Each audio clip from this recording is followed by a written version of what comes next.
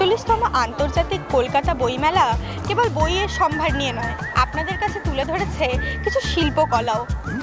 আমরা সেই রকম একটি শিল্পকলারই আজ নাম শুনবো। আপনারাও হয়তো শুনেছেন ১৯ শতকে এমন শিল্পকলা নাকি চলতো।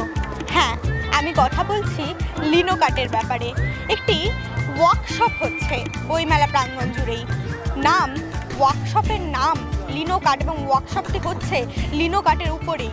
চলুন এই ব্যাপারে একটু বিস্তারিত জেনে নিই। এটা এনগ্রেভড ইলাস্ট্রেশনের ওপর একটা 90th সেঞ্চুরির একটা বিষয় তুলে ধরেছে জ্যোতির্ময় ভট্টাচার্য, যিনি এটা পুরোটাই অর্গানাইজ করেছেন।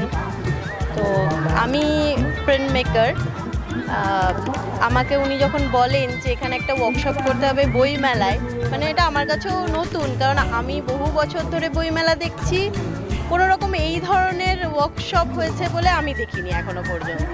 এটা যেহেতু একটা বইমেলাতে একটা খুব সময়টা আমাদের একটা বাধা ধরা, তাই জন্য এরা একটা লিনো কাটের ওয়ার্কশপ করছে এবং এই লিনো কাটের ওয়ার্কশপটা একটা স্টুডেন্টসদের জন্য একটা খুব কী বলবো একটা লার্নিং এক্সপিরিয়েন্স, এবং এই জায়গা থেকে স্টুডেন্টরা একটা এক্সপোজার পাচ্ছে লিনো কাটে এবং এক্সপার্টদের থেকে অনেক গাইডেন্স পাচ্ছে, যেগুলো হয়তো আগামী দিনে তাজের কাজে অনেকভাবে প্রভাবিত করবে। কাজগুলো খুবই ভালো অভিজ্ঞতা হলো, যেহেতু এটা একটা প্রাচীন জিনিস,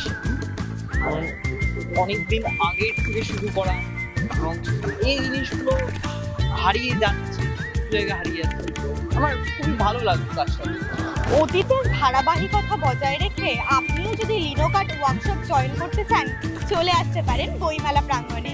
ক্যামেরায় দিব্যের সাথে সূচনা, বুক ফেয়ার ডায়েরিজ।